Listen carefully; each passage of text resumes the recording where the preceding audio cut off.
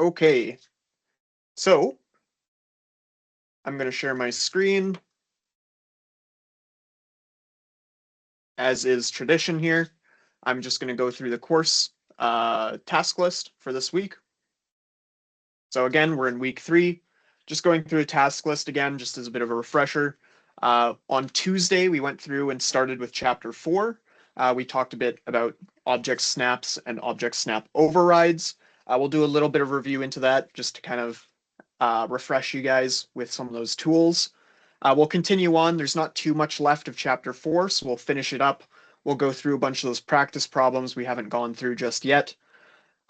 Extra practice 1 is now available for you guys to do. You should have all the kind of necessary tools once we get through chapter 4 to go through extra practice 1. It kind of involves a lot of precision drawing. You do go back to using points and the point type or the point style kind of menu that we talked about on Tuesday briefly. Some general kind of basic commands. Again, this extra practice 1 isn't to be handed in for any grades or anything.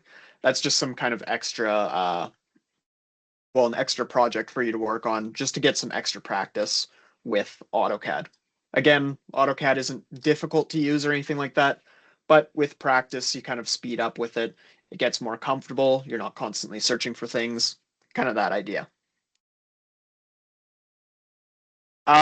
So since we don't have too much of chapter 4 left to go through, it's likely we'll kind of dip our toes into chapter 5. So we might get into chapter 5 a little bit. It's about editing commands. So we might get into that just a little bit briefly today, just getting it started. I don't expect to go through all of chapter 5 or anything like that. Just getting through the first few kind of sub chapters in there. Okay. Any questions so far about what to kind of expect going forwards?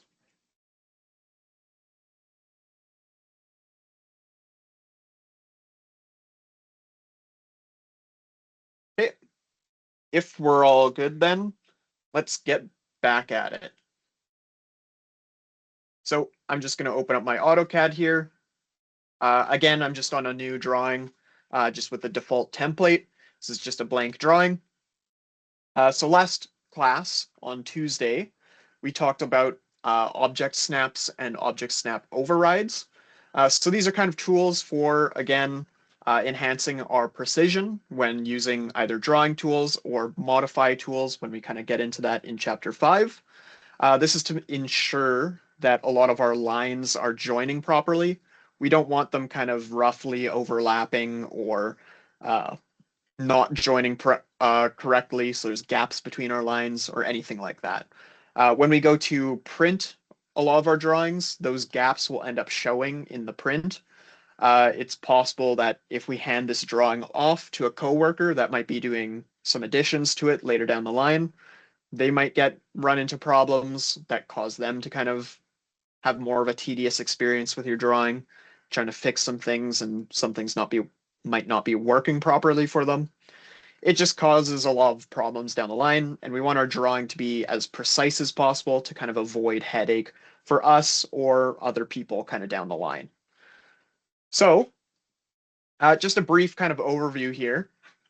So our object snaps were in our status bar in the bottom right. We have the object snap button down here. It's got a little down arrow, meaning we have a extra menu for more options. And we kind of covered a bunch of these different object snaps.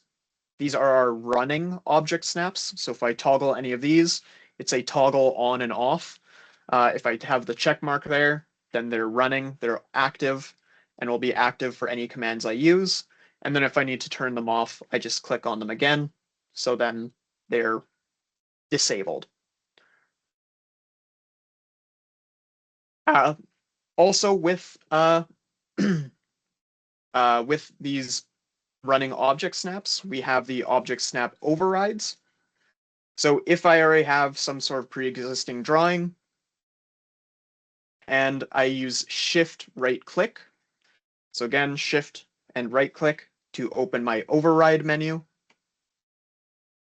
then whatever I select from this menu is going to be kind of a one-time use override for my object snaps. It's going to disable any running object snaps I have active, and it's going to force whatever object snap I choose from this list. So again, if I have a whole bunch of different object snaps running here, sometimes they kind of get in the way of each other. We have a nearest here, and then an intersection. There's a quadrant up here. There's a center on the circle. We have some endpoints and midpoints. So if I shift right click and then choose something like center out of this list, then it's going to give me only the center point snap on that circle, and it's going to disable all the rest. So I don't have endpoint anymore. I don't have that midpoint. There's no nearest showing here. There's no intersection, nothing like that. So it's going to disable all the running snaps and then only enable the one I choose from that override menu. This is kind of like analogous to the caps lock versus the shift key on your keyboard. If you think about these running object snaps being toggles, it's kind of like when you use caps lock on your keyboard to make capital letters. It's a toggle on off. But if you don't find yourself typing in capital letters constantly, you'd probably prefer to use shift, use the shift key to just create capital letters until you lift your finger from the shift key again. So our running object snaps are kind of like the caps lock key, and our object snap override is more like using the shift key. Okay. So we covered a bunch of these different snaps, what they're kind of for, and that's pretty much most of what we covered on Tuesday. Any questions about that as a bit of a refresher before you move on?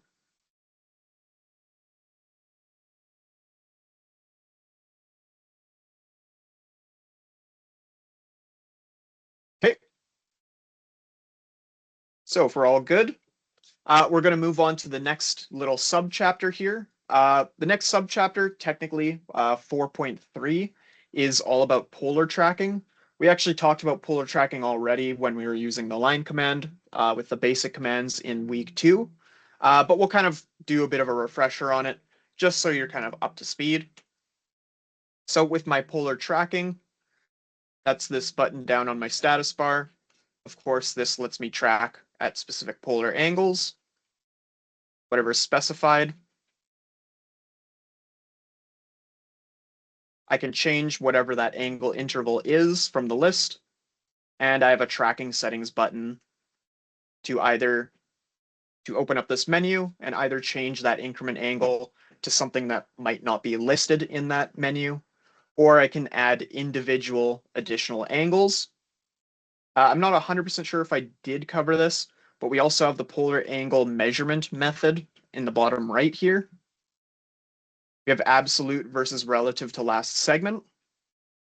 So if I change this, what this means is with absolute selected, vertical up is always going to be my 90 degrees, vertical to the right is always going to be 0 degrees, so on and so forth. It's going to be angles relative to my origin. If I change it to relative to last segment, all of my polar angles are going to shift to be aligned with whatever line segment I just drew.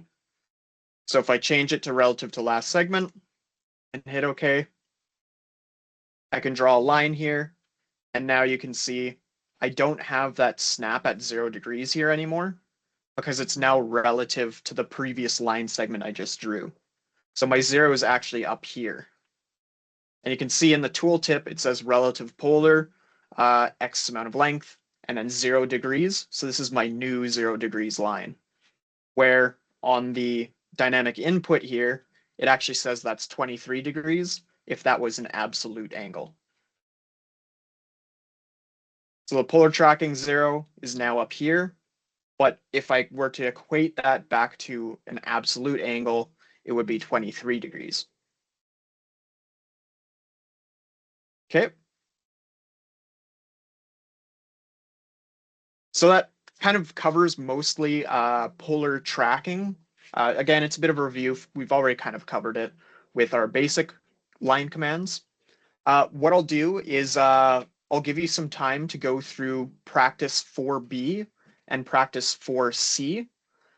They're two practice problems in the textbook to kind of go through that are related to both polar tracking and with object snap overrides. So I'll give you maybe 15-ish, 20 minutes. I'll check in, see how you guys are doing uh, to kind of go through 4B and 4C in the textbook. And I'll pull up, again, if you need the textbook chapter, I can upload this one. It's in the Brightspace content folder for week 3 under chapter 4, and then just scrolling down to 4B as it loads here. Here we go. So this is page 12 of the PDF. I'll give you a bit of time to go through it, and then we'll check in a bit. Okay.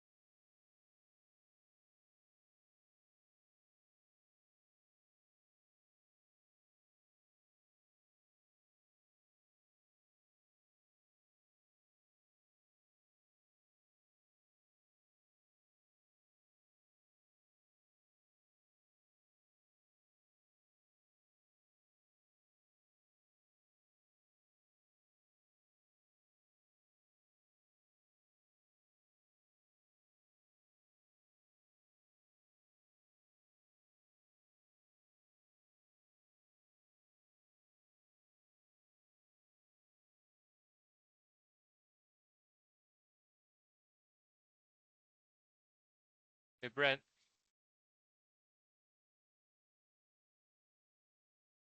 sometimes I have some issues with the center tool. I can't hear you. Maybe is that me or is that you?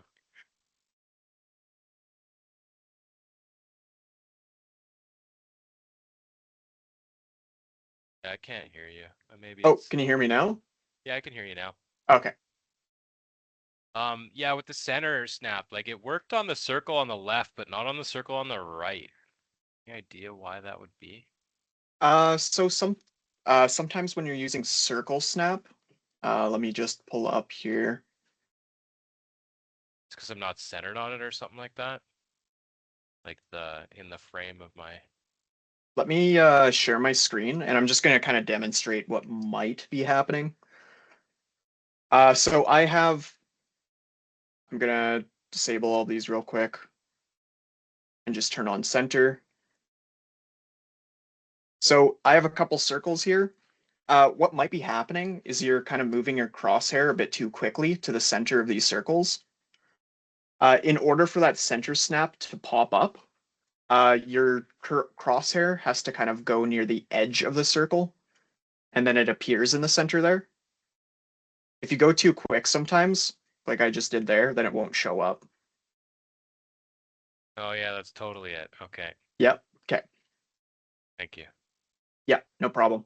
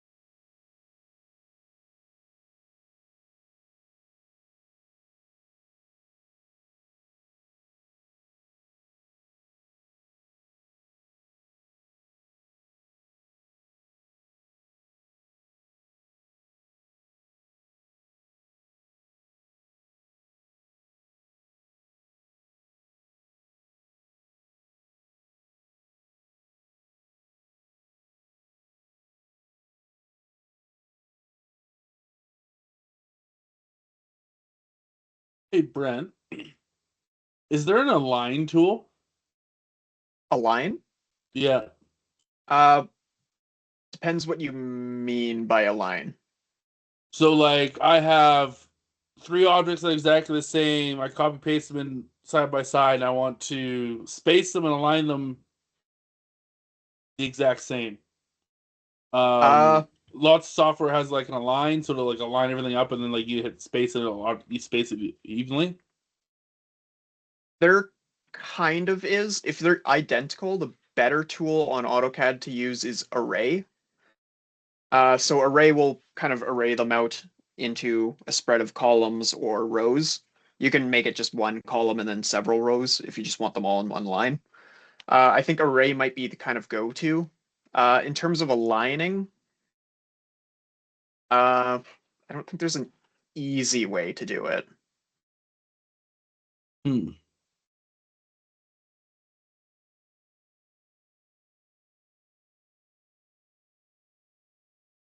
Okay. Or maybe let me think about that for a second and then get back to you.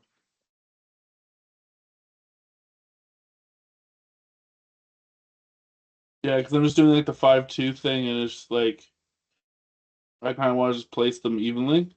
It's not giving me anything really like coordinates to go off of or anything.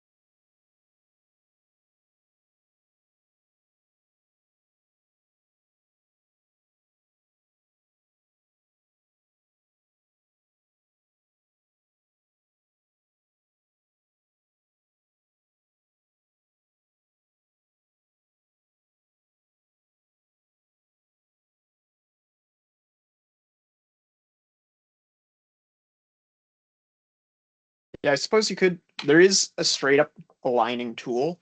It gets a bit finicky sometimes. I'll Let me make an example here.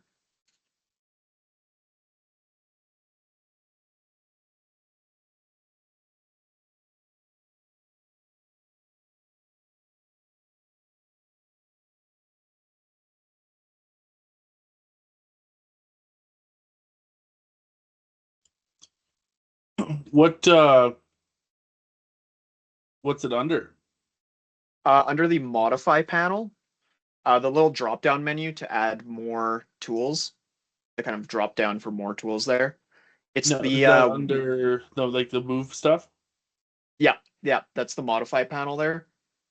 Where it says modify, it has a little down arrow. If you click Yep. on that, then the bottom left button that shows up in that drop menu is align. Oh, right there. Okay. Yeah. Okay.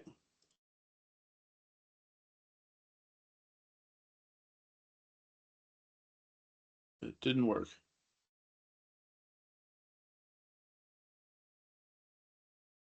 It's a bit finicky because it can be used for like multiple things like rotating and mirroring as well.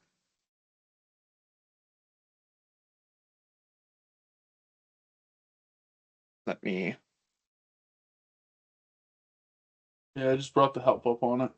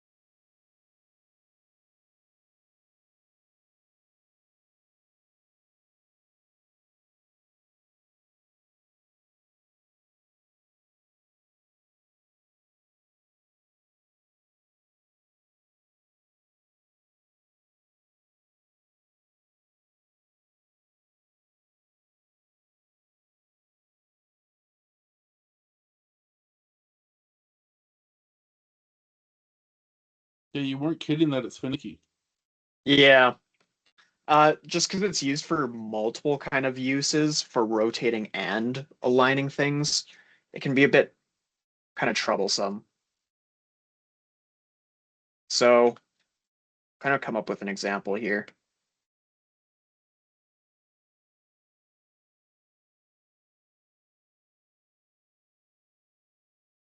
It's so weird that it's like so difficult to have like line 3 objects up. It's almost like I need to place like exact points. Yeah.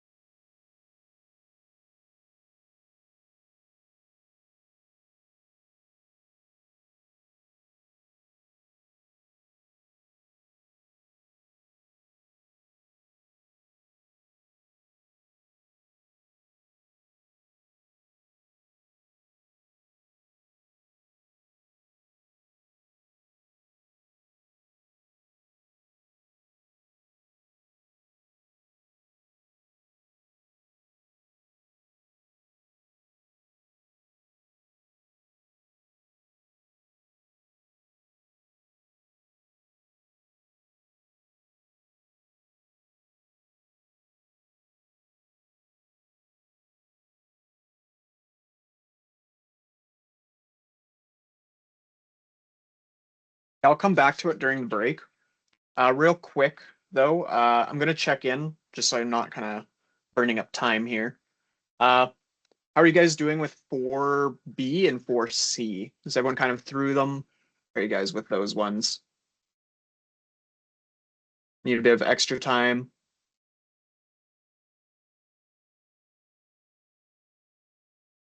All good?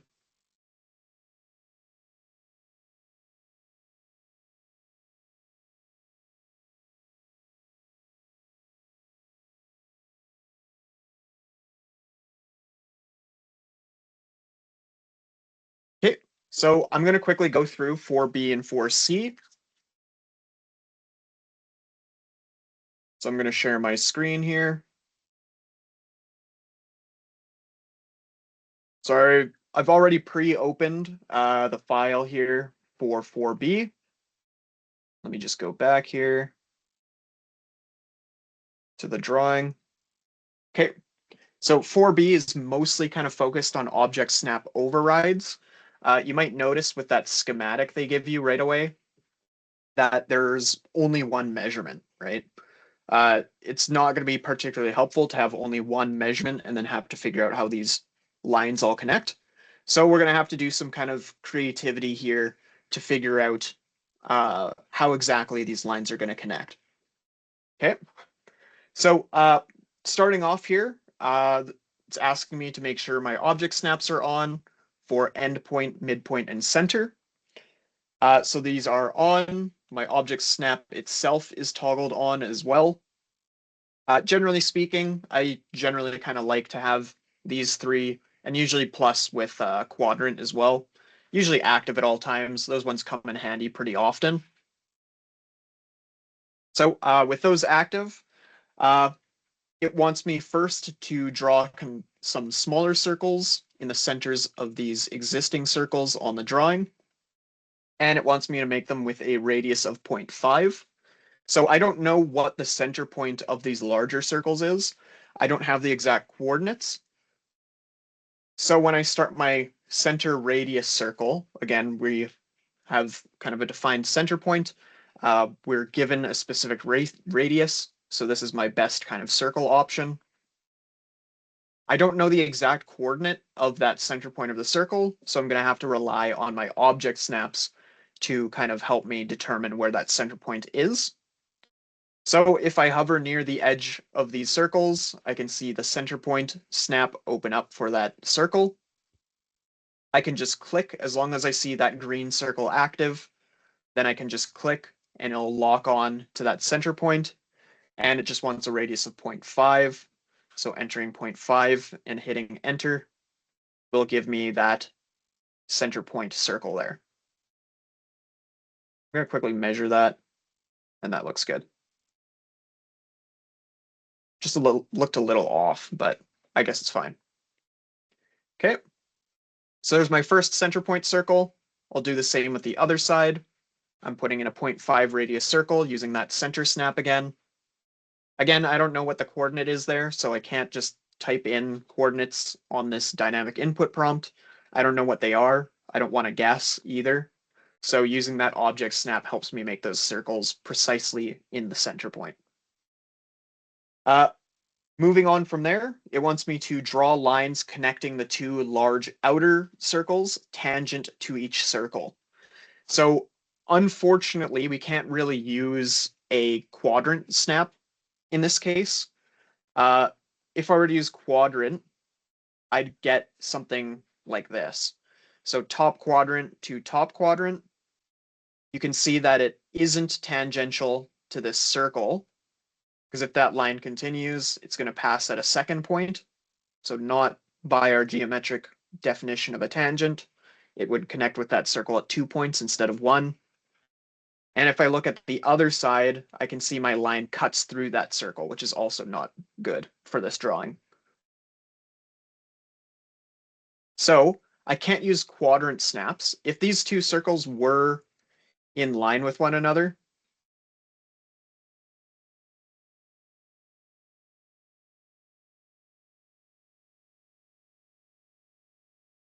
kind of horizontally like this, then I could use quadrant snaps because the two quadrants would actually be tangential lines for those two circles. But since they're at kind of a funny angle, it's not going to work to use quadrant. So instead, I'm going to, oh, I deleted the wrong one.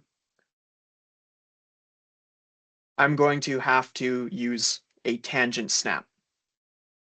So tangent wasn't selected in my running object snaps. So I'm going to override it by shift right clicking and selecting tangent out of my override menu. Hovering over the first circle, you can start with either circle, it doesn't matter. It gives me the little tangent symbol to know that it's going to be tangential to this circle. Oops, accidentally right clicked. So tangent, choosing kind of near the top-ish of this circle. AutoCAD's going to do its best to figure it out for me though. And then again, overriding to tangent for the second circle to connect them tangentially. So now on my upper circle, there's no line cutting through it. And on my lower circle, if I continue this line out, then it'll also be tangential and won't cut through that circle as well.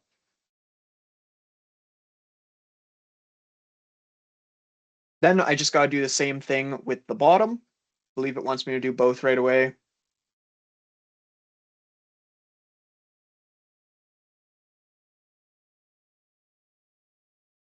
Yep, next is the bottom. So again, overriding to tangent. Since I'm doing so many tangents at once, it's not a big deal if you do want to go toggle it in the menu. Again, up to personal preference. There's not like a perfect way to do this. It's whichever way is quickest or makes most sense to you.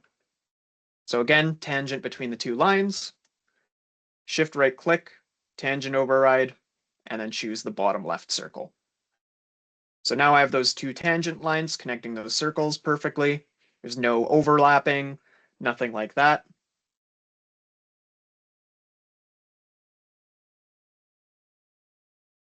Next, I'm just taking a peek at the overall schematic again.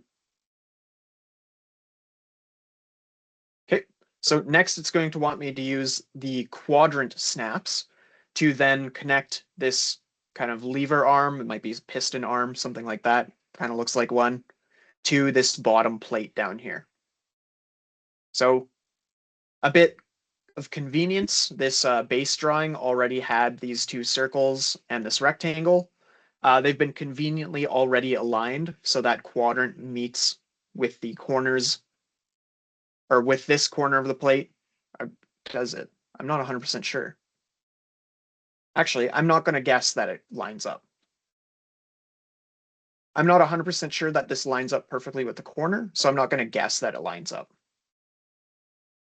So I can now choose line again. It wants me to connect the circles down to this lower plate.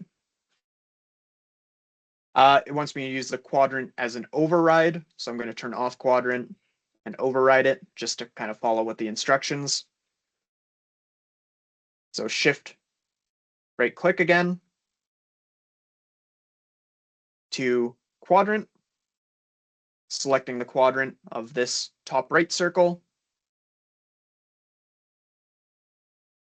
And it wants me to make sure this is perpendicular to the plate. So I could guess that this is supposed to line up with the corner. It looks like it does. I'm not 100% sure though. I could increase my drawing precision for my units on that angle just to kind of double check. And it is, so I kind of lucked out. It is a bit of a convenience thing that does line up. But if I'm not sure, I could always shift right click and go to a perpendicular override to make sure that that line is perpendicular. So I kind of made an eyeball guess that it would line up properly between the quadrant and the endpoint. Not a great move because it might not guaranteedly line up. So I'm going to use the perpendicular snap just to make sure that that line is a 90-degree angle with the rectangle. And then I can place it, and there's my connecting line between the circle and the rectangle. I can do the same with the other side. If I eyeball it, it kind of looks like it lines up. We'll check, but it's not guaranteed. Again, eyeballing it, it was a connection. If I want to play it safe though, I'll override to a perpendicular again and then connect it on the left.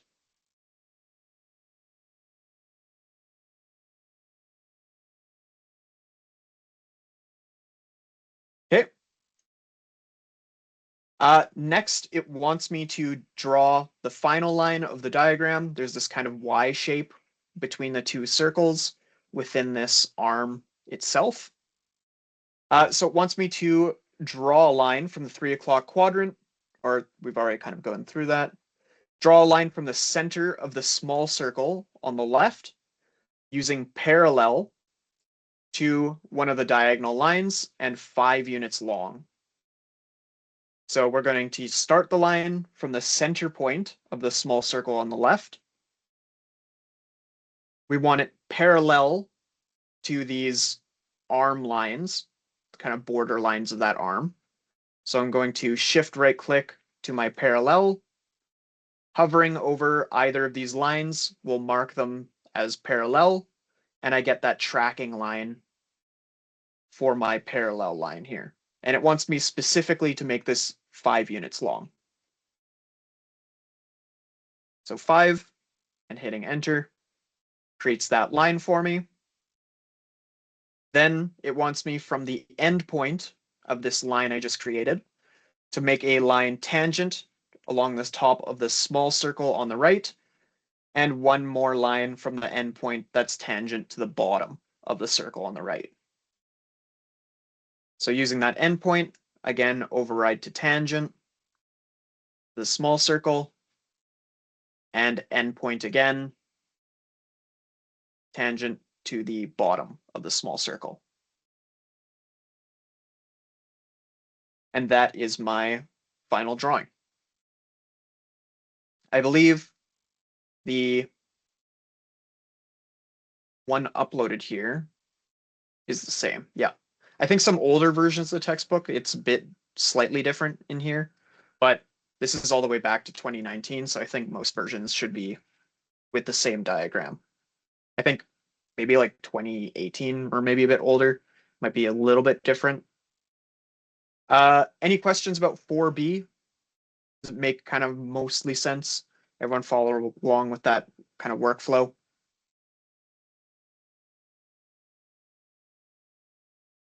So again, I don't have defined dimensions and I don't have defined coordinates for anything. And I largely don't want to guess. Guessing kind of leads to a lot of imprecision or a bunch of confusion in drawings. So I want to try my best to both follow directions that are listed and not make assumptions on the drawing schematic. Okay. So moving on to 4C, I'll share my screen again and go to my other drawing. I already have the pattern.dwg open here. And I'm flipping ahead to 4C. Okay, so we have a blank drawing file here, and it wants me to draw kind of a shape with a bunch of different angles, some perpendicular, some not so perpendicular. And it wants me to start in the bottom left corner. There might be a reason for that. Maybe they're not going to give me the dimension, so I have to use close. Who knows? So I'll just follow directions as they state, just to kind of keep things simple. So for this one, this is a kind of practice with polar tracking. So what I'm going to do is I'm going to turn my object snap off. I don't want to use it for anything. And I'll turn my polar tracking on. It wants me to go into my tracking settings because it wants me to set up some additional angles. So I'll go into tracking settings. It wants me to add a new angle. So I'll hit new. And it wants me to put in 35 degrees as my additional angle. If I go back to my drawing here, we can kind of see, once it loads here, we have some 45 degrees angles. We have a 35 over here. We have another 35, but remember, if I add an additional angle, it does not include complementary angles. So it's not going to, it'll include 35 from 0 here, but it may not include this 35 here. So going back to my options here, I've added 35 as an additional angle. It wants me to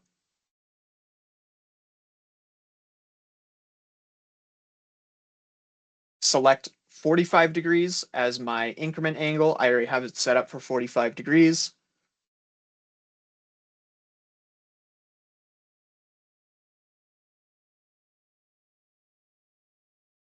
Let me just double check here that I'm not missing anything.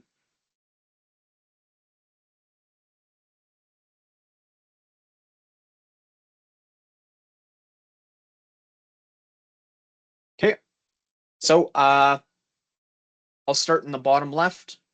My additional angle went missing here. 35. Okay. Okay. So starting with the bottom left corner of the drawing and then kind of making my way around.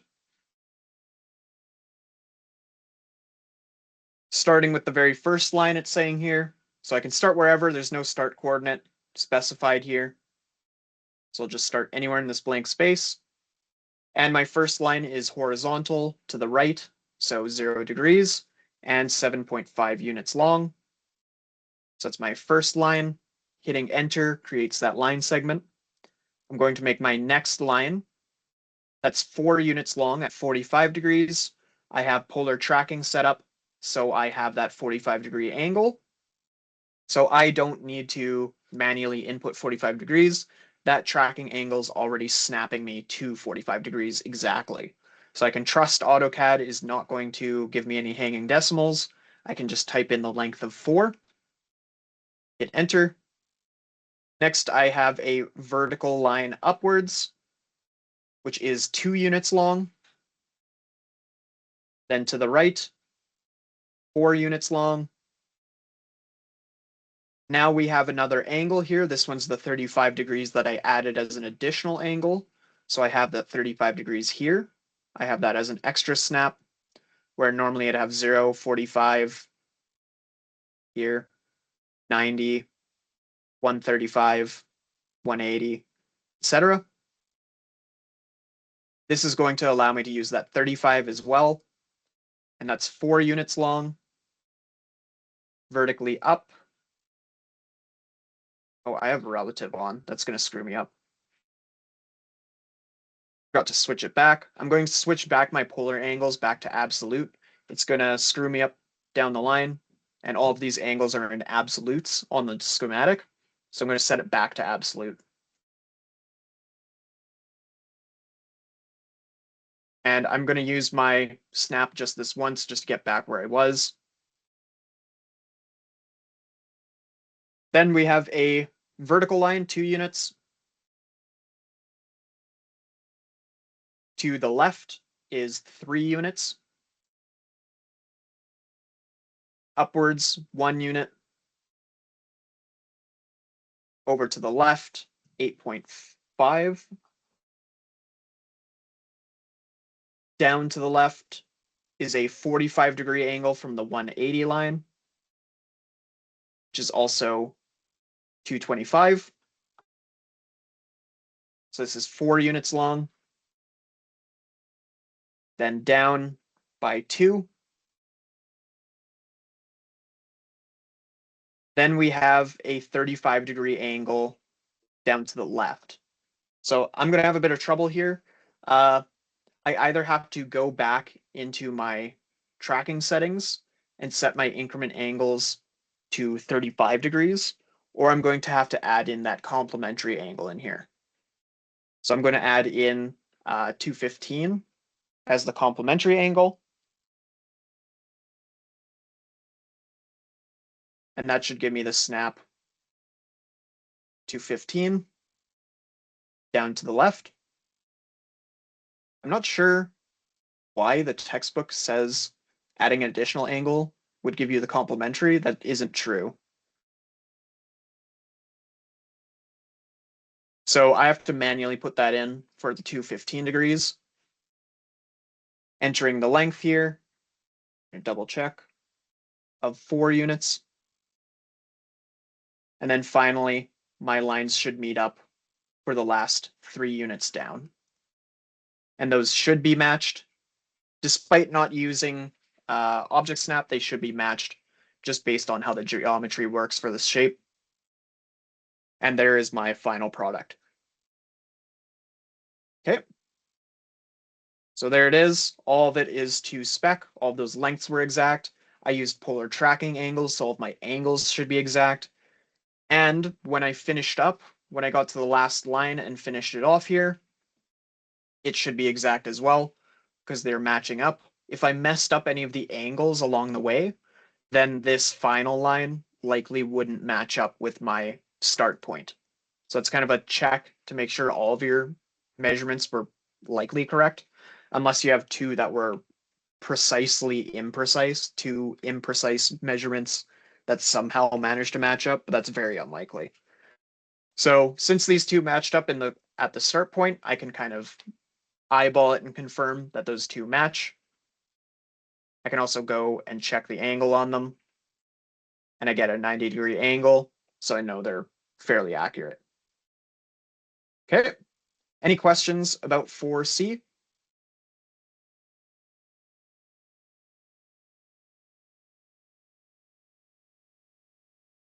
Brent, can you please go over again with that the second 35-degree angle? Like, how did you make that one, please? Sure. So going back here, let me go back from here. I accidentally undid a little too far.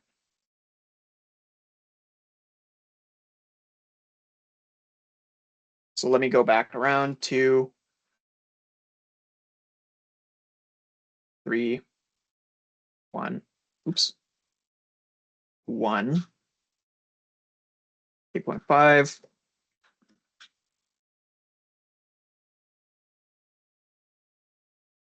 4,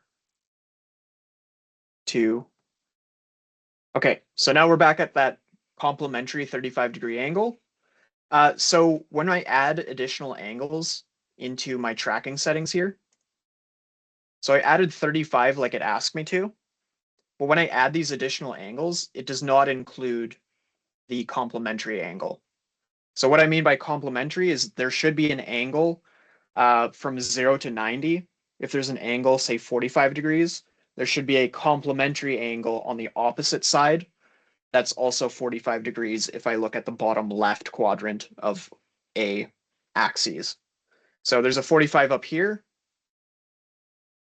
That should be complementary to the 45 down here, which is 225. What I don't get though, so I added in 35 degrees. I have 35 degrees here as an additional angle. I don't get 215 degrees down here. So whenever I add an angle, it's specifically just that angle. It isn't going to add in any complementary angles for me. So I still have the 180 over here because I'm set up to increments of 45.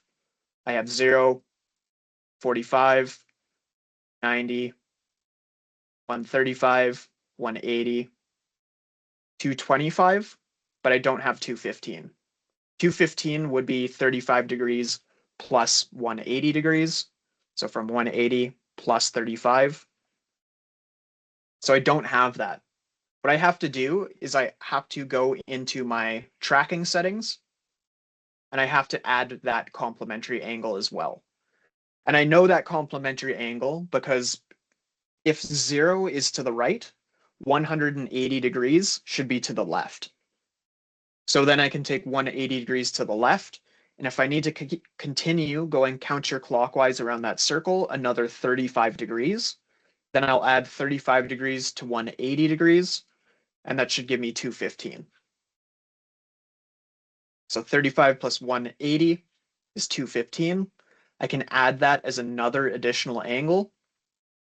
And now 215 degrees or 35 degrees beyond 180 is also available to me now. So then I can hit OK.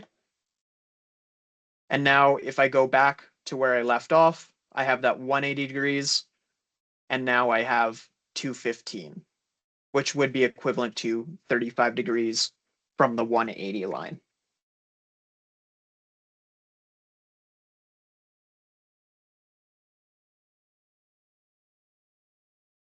Does that make sense?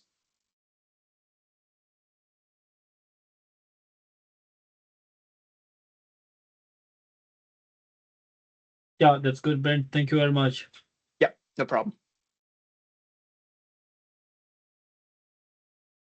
Alternatively, I could just not add that additional angle because we're not using that 215 degrees more than once.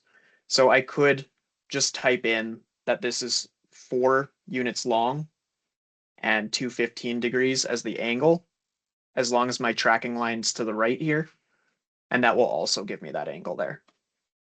So I don't necessarily have to add it as an additional angle just for that one-time use. Also, if I go from the left here, I'm marked from the 180 degrees. So I'm going to have to subtract 35 degrees from 180 because it's calculating now clockwise. You can see the dotted lines there for the angle. So 180 degrees would be here. I have to subtract 35, and this would be 145 degrees. So depends on my cursor position. If I'm up here and I have the tracking line going counterclockwise, I can add in 4 and 215, and that works. But if my cursor is down here beneath the x-axis, or the x-axis being up here, then it's counting it clockwise, so I have to do 4 and 145. And that also gives me the same angle. Okay. Any other questions about 4C?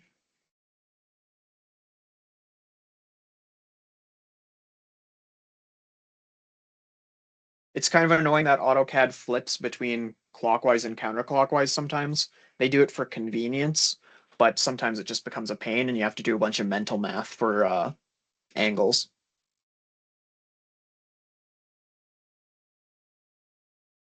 Okay, if there's no questions then, we'll take a quick 10-minute break. We'll come back at 7:08, and then we'll continue on with our last part of chapter 4, and then we might kind of dip into chapter 5 as well. Okay, so we'll come back at 7:08.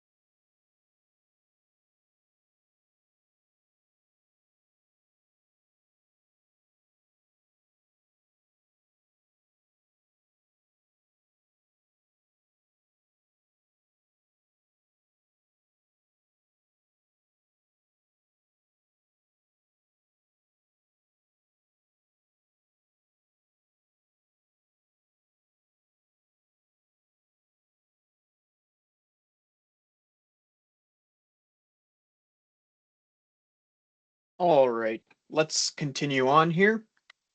7:08 now. So I'm going to share my screen again, and we're going to continue on with the last bit of chapter 4 here.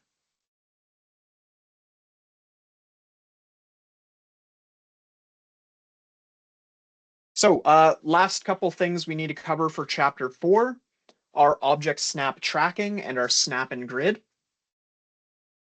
These are our last kind of precision tools, our basic ones that we'll cover for this chapter. Starting with object snap tracking. So on my status bar, I have a button next to my object snap called object snap tracking. Just to the left of it here, it's this kind of little angle here. And what this is going to do is it's going to allow me to use tracking lines off of object snaps to kind of evenly space objects or create gaps that I might fill later on. It's all for kind of placement without having to draw guidelines, and I'll kind of show what that means as well. So with object snap tracking, if I'm just going to draw a right angle here. Doesn't really matter how long it is or anything. But if I want to start to place objects in relation to something that already exists, object snap tracking is going to help me with that. So what object snap tracking is going to do is that any object snaps that I have active, so I have endpoint, midpoint, center right now, I can use as tracking points to make objects in relation to that object snap. So now with object snap tracking on, I can hover near an object snap, so like this endpoint on this line. And when I hover my crosshair away, I still have a little green plus sign or a little green cross left there.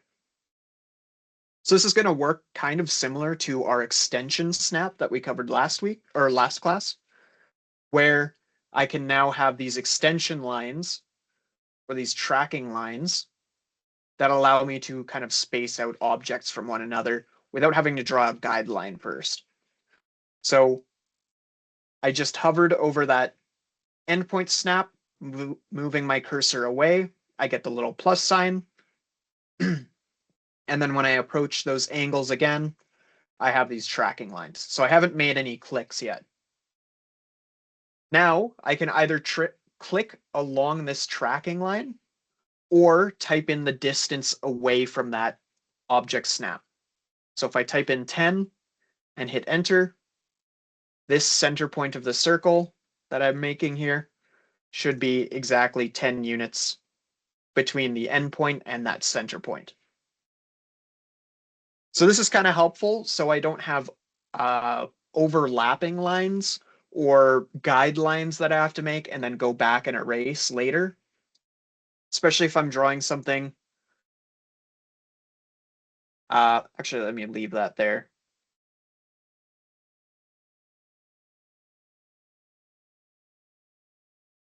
So if I want to draw another circle beyond this circle and I want to evenly space them out, I can use the circle tool, highlight that center point, track away from that center point, type in 10 because I want it 10 units away, center point to center point, and then put in the radius again. And now these are evenly spaced 10 units apart. So this prevents me from having to draw guidelines, especially. If I have this and I try to draw out those circles without using object snap tracking, I'd have to draw this line 10 units. Then I can use that endpoint snap to draw that circle. Draw another line 10 units. Draw another circle at the end. And then I'd have to go back and erase these lines.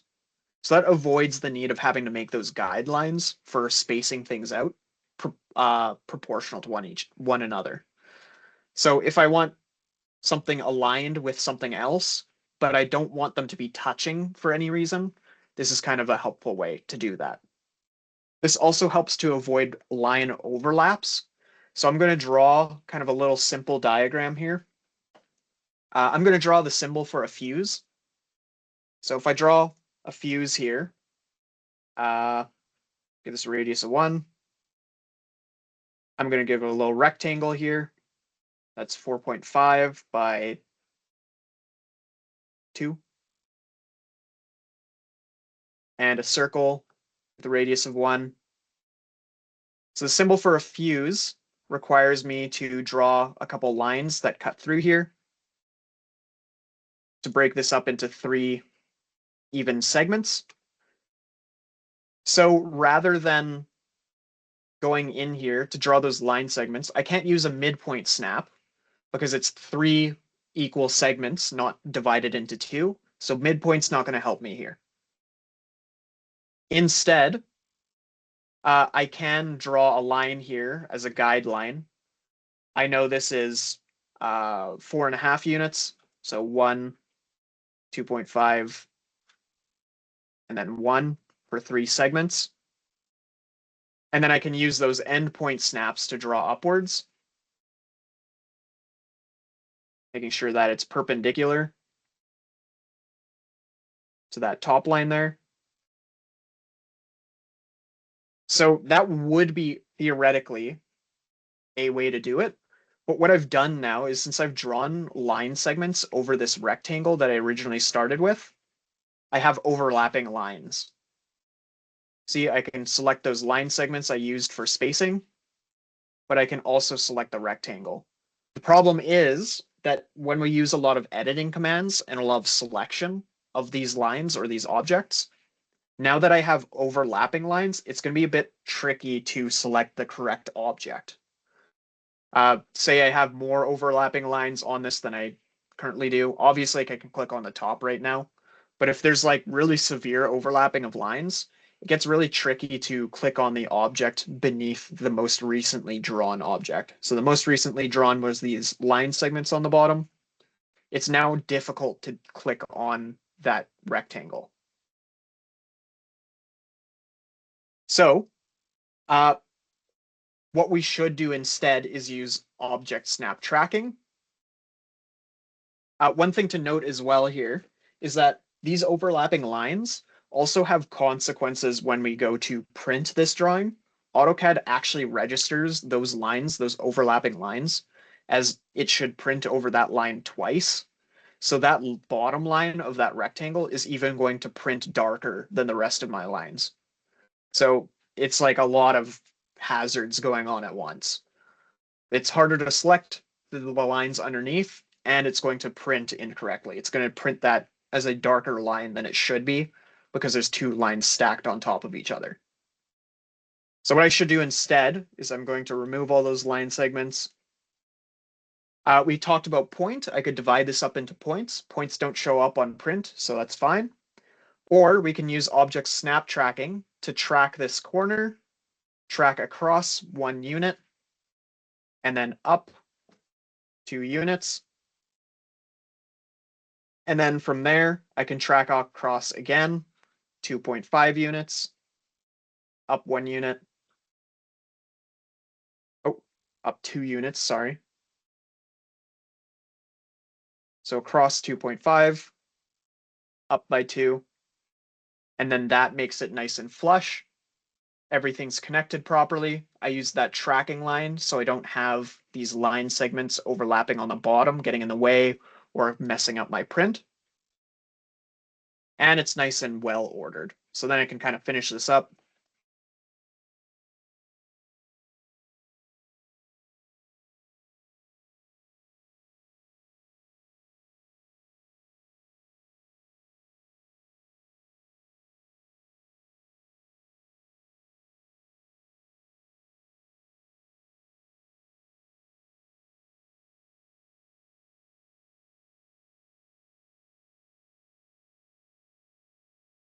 And this is a case where some of my snaps are getting in the way of each other.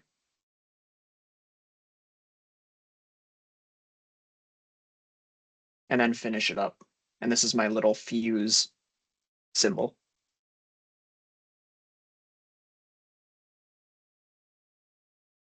Okay. So it's handy to use object snap tracking just so I don't have a bunch of guidelines I have to come back and erase. makes things messy later on. This is to kind of make a nice, clean, polished drawing without having to do any like kind of extra steps. Okay. What I can also do with object snap tracking is I'm going to remove this little fuse here and replace it with another right angle. What I can do as well with object snap tracking is I can actually track 2 points at once. So if I choose line again, or well, I'll choose circle. Choosing circle here, I can track the top left corner as a tracking point. And then again, it's noted with the little green plus sign as that is a tracking point. I can track the bottom right endpoint as well. So now I'm tracking off of 2 lines at once. And I can find the intersection where those 2 lines would meet. So I can track off of 2 points at once to find an intersection between their lines, their tracking lines. And then place my circle. And then this would be on the corner. If this was a full rectangle, this circle would be placed on the corner there. Okay. So again, it's for kind of evenly spacing things. I didn't have to draw a guideline up from here and I draw a guideline to the right from here and then erase them later. This helps me with spacing things without having to draw guidelines. Okay. Any questions about object snap tracking before we move on to our last little topic here?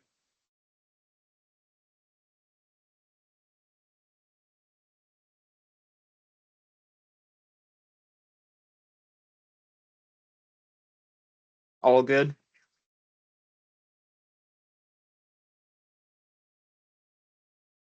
Okay.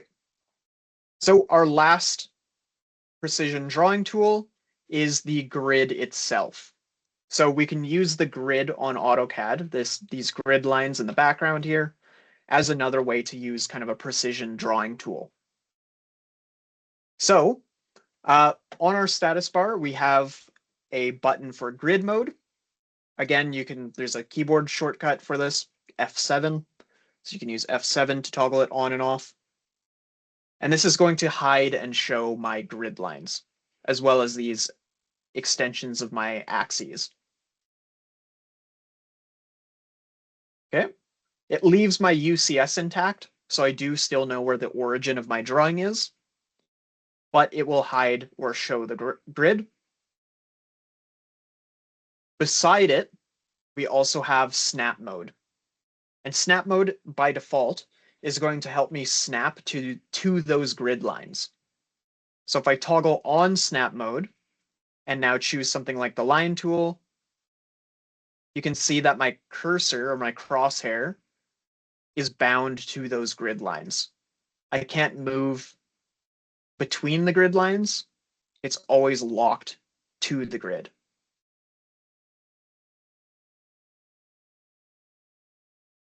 Okay, so by locking it to the grid, I now can't make those really small decimals, those hanging decimals, positive or negative, on my drawing when I do lengths, because I simply can't move my crosshair to those decimals. It's restricted to the grid lines. Now, what we can also do is change what those grid line spacing, what the grid line spacing is and what the snap spacing is. So if I right click on my snap mode and go to snap settings, or right click on the grid for grid settings, sends you to the same place. So either on the grid or the snap mode, both of them send you to this drafting settings menu. We have settings for snap mode on the left, and we have settings for our grid on the right. So from here, I can toggle on or off snap mode and grid mode. But on the grid mode side, on the right-hand side here, we can change our grid spacing. So right now it's set to every 0.5 units, I have a grid line, and every 5 grid lines, I have a major grid line or a darker grid line. That's purely visual. The grid is not used for anything print or plot. It's purely for you as the draftsman, draftsperson, whatever, to use as a tool to kind of help you with precision drawing. So this is purely a tool that you see. It's not going to affect your drawing when you go to print. So I can change the spacing here to something like 10. It's going to update my Y spacing also to 10 to make sure that grid is even. And then I can change the major lines to every 10 grid lines. So I'm just setting them all to 10. And if I hit OK, then now my grid has updated. If I look for that first grid line, they're a bit faint. This first grid line here is at 10 because I set my X spacing for grid lines to 10, as well as my Y spacing to 10. So this point up here should be 10, 10, where those grid lines meet.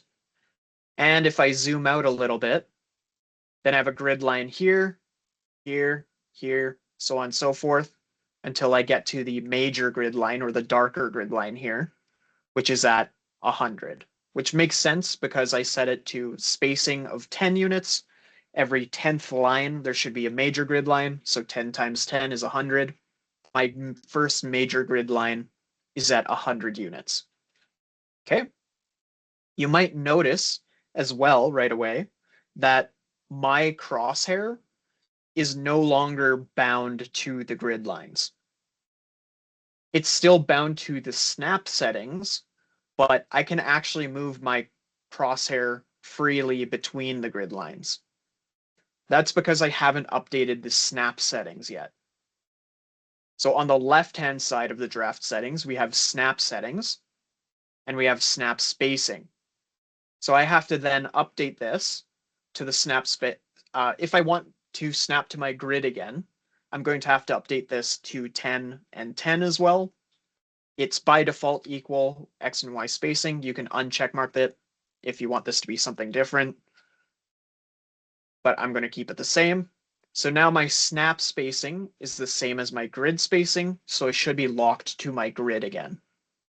So if I hit OK, now my crosshair is locked to those grid squares again. Okay, so my crosshair can't move between those grid squares. It's strictly bound to the grid lines. So something to kind of keep in mind if you do use the grid as a precision drawing tool is that when you change the grid spacing, this is purely visual. It's not going to affect any settings, any tools, anything. It's purely visual. When we change the snap spacing, that's going to affect my snap mode. So if I want to use the grid as a precision tool, then I should have my snap spacing equivalent to my grid spacing. I'm just going to set these back to 0.5 and every 5 lines, and it should go back to what it was here. And then I can continue to use the grids as a precision measuring tool here. Okay. So it's kind of a little way to make a lot of drawing easier. If you're working on coordinates, but more of a coordinate basis or length basis with specific vertical lines or horizontal lines, I could set this spacing to 1 and the snap to 1. And now I'm locked to only whole number grid points. So now when I draw lines horizontally or vertically that are perfectly whole numbers, they have no decimals to them. If I do angles, though, I do get decimals because it's the hypotenuse now of my X and Y coordinates. But for vertical and horizontal lines, or if I'm just working on coordinates specifically, like if I want to make a circle on a center point and I know what the center point coordinates are, I can make them precisely on that coordinate without any kind of hanging decimals. Okay. In snap settings as well, this bottom left kind of section here on snap, what we can do here is actually switch it from rectangular snap to a polar snap. So instead of on grid, where we're snapping to grid, we can have a snap on our polar tracking. And what this looks like is if I turn on polar snap, and I'll just set a distance of 1 just for demonstration, and hit OK. Now I have snap mode on, but I'm not locked to the grid. I can move freely. But what this does, instead of locking me to the grid, is it makes my polar tracking snap to specific distances. So polar tracking was helping me with finding out or drawing precise angles, because if it's every 45 degrees, I don't get hanging decimals. The tracking line's every 45 degrees. Now the length is also precise. So I set the distance to every whole number, every 1 unit. So now my tracking angle is in lengths of whole numbers. I can't do a decimal on my tracking line. If I'm off the tracking line, then I can again. But whenever I go to my tracking line, it's strictly whole numbers. And this can be any increment. I can go back to my snap settings here. And with polar snap, I can set this to 10. Hit OK. And now my tracking should be every 10 units. So 10, 20, 30, etc. Okay. So this makes it ultra precise when I'm using my polar tracking. So now the angle is very specific, very precise, and the length is very precise. So I really can't screw up if I'm using those tracking lines. And again, the little kind of cheat here, you can set the polar distance to 1, and then I don't have any hanging decimals when I go to make angles on my polar tracking lines. Okay. Any questions about grid and snap? That pretty much covers the last little section there.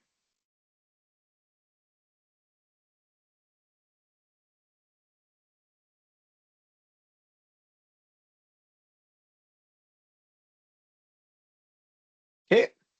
If there's no questions, I'll get you guys to go through 4F in the textbook. So 4F, we're skipping D and E and going straight to F. Should be up here somewhere.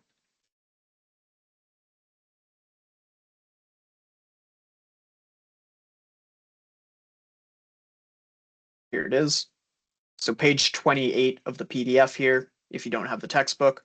Otherwise, just within the textbook, practice 4F. It should be a fairly short one, so I'll give you maybe 5 to 10 minutes-ish, and then we'll go through it together.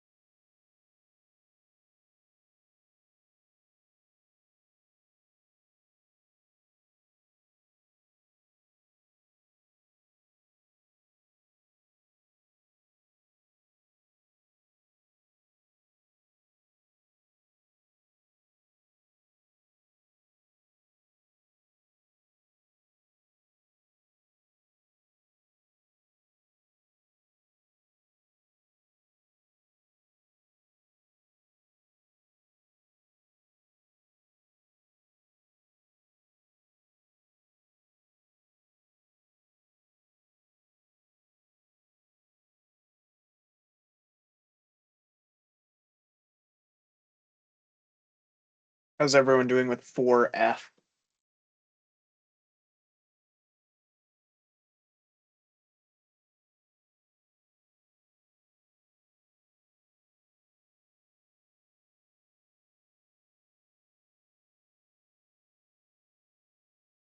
Mostly through it, still working on it.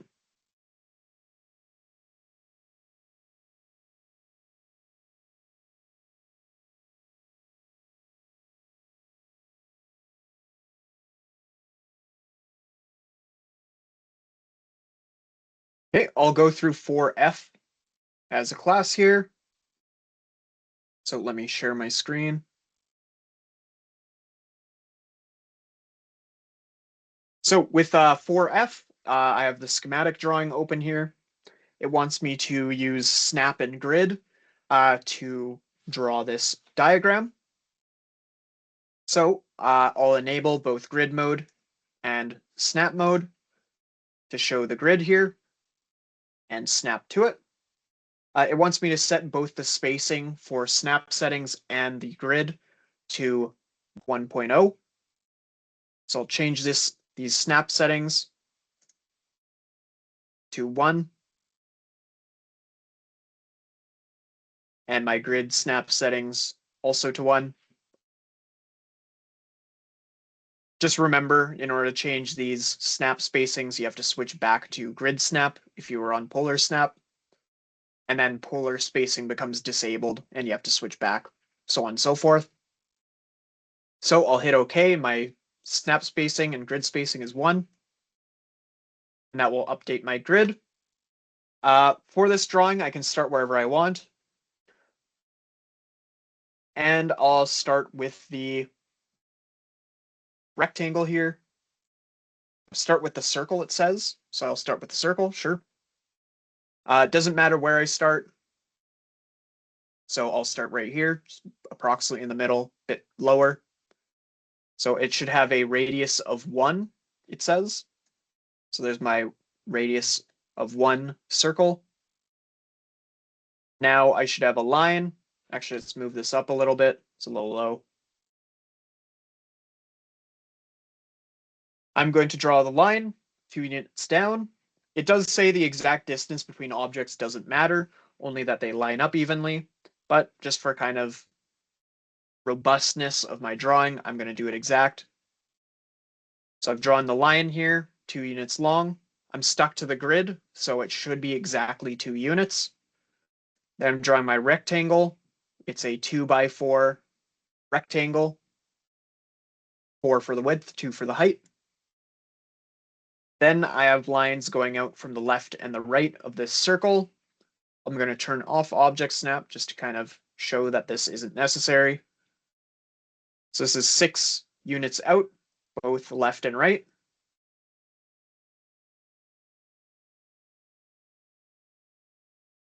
Looks like 2 units up for the squares. Each one is 4 units apart. I'm going to get out of their little drawing limits here, but that's not a big deal.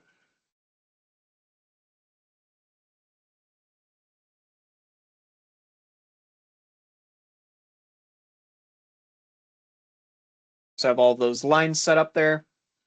I'll draw the line over here as well. Then I can use rectangle again to draw the squares on top. I don't have to use object snap in this case to make sure it's joined because all of these dimensions are stuck to the grid. So 2x2 for each of these squares. And they join properly. Should be the line to the center of the square, not the edges. And on the right side here, we have a couple more of those 4x2 rectangles. So rectangle, line, and then rectangle on top. Okay, so it should end up with something like this. I'm going to move mine over a little bit.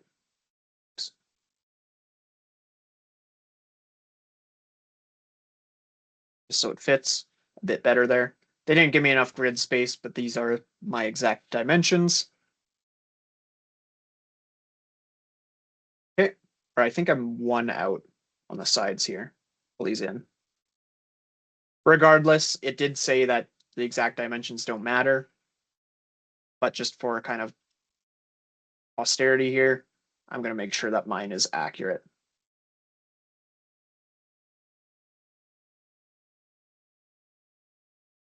Okay, so I should end up with something like this.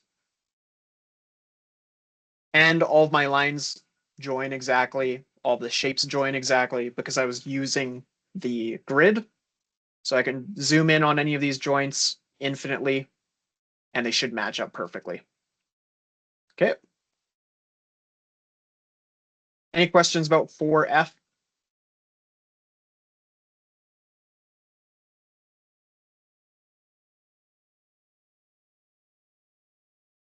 Okay. So I'm going to kind of dip our toes just a little bit into chapter 5. We'll just go into the first little topic, 5.1. We've talked already a little bit about it. Chapter 5 is all about editing tools. The very first section, 5.1, is about object selection. We've kind of already dabbled a little bit with object selection, so I'm just going to kind of introduce this topic, and then next week we'll continue on with chapter 5. Okay. So going back to my drawing here, I just have a blank drawing. We talked about this already a little bit in terms of selecting objects. If I draw a bunch of random junk on here,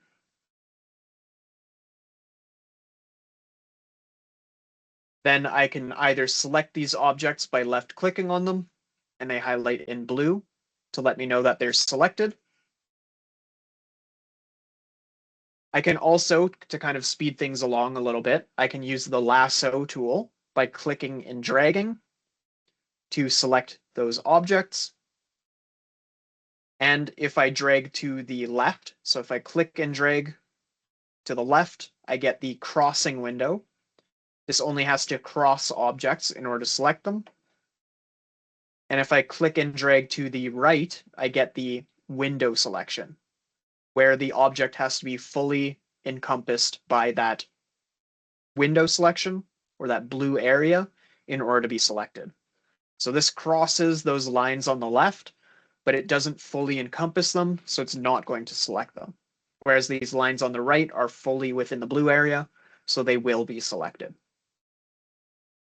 If you just click and move your mouse rather than clicking and dragging, you get a rectangular crossing window or a crossing selection or window selection. So I can click and drag to get lasso, or if I just click and then move my mouse, I get the rectangles. Same with my window selection. I get a rectangular one. So this is going to be important for our modify commands, because whenever we use a modify command, something like move, rotate, anything in this modify panel at the top here, it's going to ask us what object specifically do we want to modify. So we're going to have to select those objects to specify what objects need to be rotated or moved or whatever before it can kind of continue with the command. So I'm just going to use move as an example here. If I select move, I can see my crosshair is changed to a little square instead of the standard cross. That's indicating that I'm now in a selection mode to select objects. I also have the little prompt telling me to select objects because I have dynamic input on. So I can then lasso tools or use the lasso tool to select a bunch of objects. I can use the crossing or the window selection to select objects. I can click on them to select them and they highlight blue. This time without the grip points, so they're just blue. I also have a few different things I can do here. So if I select move, I can actually type in a few commands to get some extra options. So say I select a bunch of stuff here. In order to deselect these objects, say I selected too many things and I want to remove some from the selection, I can hold Shift and click them off. So holding Shift will remove objects from my selection. I can Shift and lasso to do multiple, and then lasso to get them back. So Shift is going to toggle on and off my removing or adding. so long as I'm holding shift. I can also type in R and hit enter, and now I'm in remove objects mode. So whenever I click on something, it's going to be removing. I'm not holding shift at all. And then to go back to adding mode for my selection, I can type A, and it goes back to regular adding. So if you prefer not to use shift clicking for whatever reason, if keystrokes are kind of buggy with your computer or anything like that, then you can just type in R or A to switch between adding and removing. We also have WP and CP. If I do WP, this is a window polygon. So now I can draw a polygon shape for selection. Or CP will give me the crossing polygon selection. So all different ways to use selection. Use whatever one kind of fits you best. There's not a correct one to use or a wrong one to use. If you prefer the polygon method, use polygons. If you prefer the lasso, use the lasso. If you prefer clicking on them, go for it. If you like the rectangular one, then by all means. Okay? So whichever one you prefer is the one to go kind of use. So that kind of covers our selection. That's pretty much all I kind of need to introduce for now. You'll find that when we use these editing commands, we either have to select the editing command and it'll tell us to select objects for that command, or I can select the objects and then use the command. So either way works as well. I can command and then select the objects, or I can select the objects, then hit the command. Both are applicable. Okay. Any questions about selection? That's just a few extra kind of tools that you can use. If you prefer to use them, go for it. If you don't bother, kind of idea. Okay. If there's no questions, that's pretty much it. It's just before 7:50 now, so I'll let you guys out. If you do have any questions about anything, feel free to ask. I'll hang around a couple minutes, or you can send me an email by all means. But that's it for today.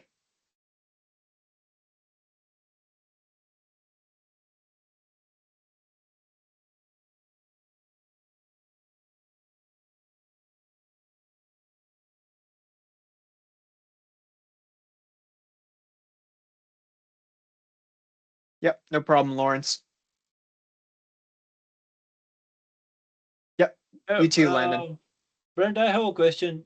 Do we have Sure. any options or command at an AutoCAD like to copy or move something like, let's say, for example, the last 4F example that we were doing, like practice, we're making the same squares, right? Can we copy like one squares and like paste it or like move it? Or no? For the selection window itself, or do you mean copy and pasting the objects? Copy and pasting the object. I mean. Yep. So with copy and paste, we'll cover this next week. It's one of our editing commands, but copy is an option on the modify panel to copy objects over. We can also use the shortcut Control C and Control V. So if I do Control C and then Control V, I get a copy of that object or whatever my selection is. And I can also select objects, right click, and go to clipboard, and there's a copy in here as well. And then I can copy, right click, clipboard, paste, and I get to paste those objects as well. Is that what you're looking for? Yeah, that's awesome. That's very handful. Yeah. Actually, I just found out the move as well. I'm not getting the are we able to move the object like from one place to another, or? Yep. No. So with the move command, again, we'll be covering these next week, but I'll show you just for your curiosity. Okay, with the I got move it. command, now. Yeah, with the move command here, if I select move, the first thing AutoCAD wants me to do is select objects to be moved. So if I select my objects here, These are the objects that I want to move. I'll then hit enter to confirm those are the objects that I've selected. And now it'll ask me to specify a base point. What it means by base point is kind of the handle that I'm grabbing this object by to move it around. So if I choose something like the center point of this circle, let me turn off my snap here. I can use something like the center point of this circle, and now I grab it by that center point and I can move it around. And that orange dashed line is showing me where it was and now where it's going. So then I can click to confirm that's where it's being moved to, and then that object moves. Awesome, Brian. Thank you very much. Yep, no problem. Sir? And you have a good night. Yeah, you too. Sir, how again to get the center point of the circle? Okay, so for center point, make sure you have your object snaps active here. So we have center checkmarked Yes, yes. in the list. Make sure that this button is on, so it should be highlighted in blue here. And then when I need a center point snap, what I have to do is I have to hover near the circle itself. Okay, okay. So if I hover near the circle, then I get the little plus sign in the center, and then I can use that center snap. I will try to do this lately. I can't do it. Yeah. So just make sure that snap mode is on. I have center point selected here. If you move too quickly across the circle, sometimes the center point doesn't show up. Like if I go too quick, you can see there's no center snap. Yes, my center snap is on.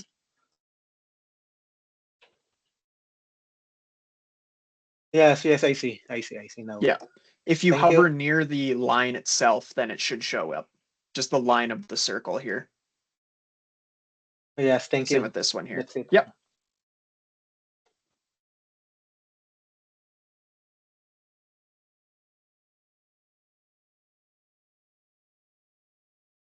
I have to go, sir. Thank you. Okay, sounds good. See you next time. Okay, thank you. Bye-bye. Have a good night. You too. See ya.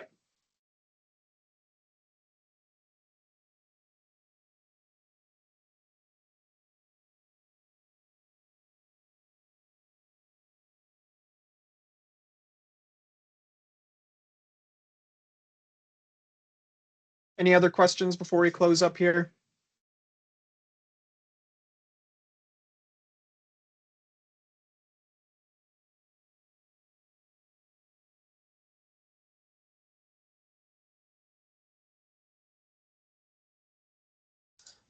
Okay, no, I'm good. I just figured it out. Yep. All right. You have a good night. Yeah, you too.